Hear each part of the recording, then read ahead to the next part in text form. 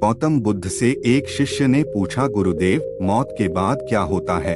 आत्मा के साथ क्या किया जाता है? बुद्ध ने एक तीर के जरिए शिष्य को दिया उत्तर। रिलीजन, जीवन और जीवन से जुड़े विषयों पर गौतम बुद्ध का नजरिया बहुत सटीक और एकदम समझ में आने वाला ही रहा है।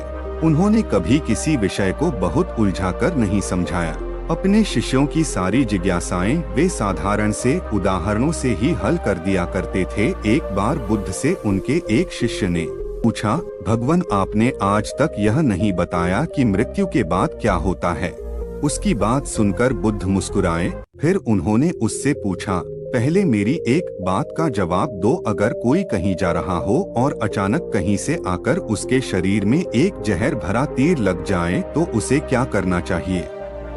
पहले शरीर में घुसे तीर को हटाना ठीक रहेगा या फिर देखना कि बाण किधर से आया है और किसे लक्ष्य कर मारा गया है? शिष्य ने कहा, पहले तो शरीर में घुसे तीर को तुरंत निकालना चाहिए, नहीं तो जहर पूरे शरीर में फैल जाएगा। बुद्ध ने कहा, बिल्कुल ठीक कहा तुमने। अब यह बताओ कि पहले इस जीवन के दुखों के निवारण का उपाय किया जाए या मृत्यु की बाद की बातों के बारे में सोचा जाए जो हमारे वश में है ही नहीं, उसका विचार ही क्यों करना? किसकी मृत्यु कब आएगी ये सिर्फ परमात्मा जानता है। मनुष्य के हाथ में सिर्फ कर्म करना है। उसे उन विषयों के बारे में सोचकर वक्त बर्बाद करना ही नहीं चाहिए जो बातें उसके हाथ में है ही। उसे सिर्फ उन बातों के बारे में सोचना चाहिए जो वो कर सकता है।